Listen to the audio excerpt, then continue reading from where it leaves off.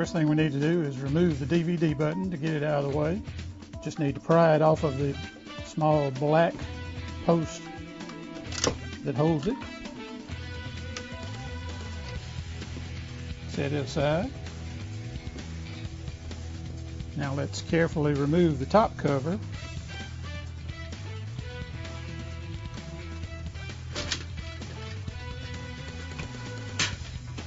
And set it aside.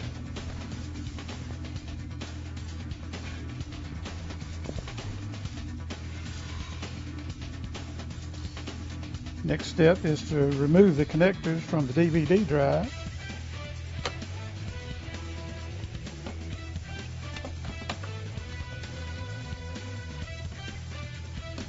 And lift the DVD drive out and set it aside.